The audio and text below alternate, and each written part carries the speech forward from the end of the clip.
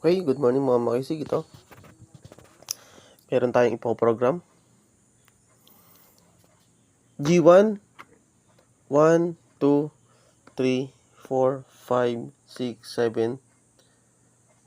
1, 2, 3, 4, 5, 6, 7, 8. 8 pieces ito mga makisig na G1. Tapos meron din dalawa. Additional tayo, isa pa.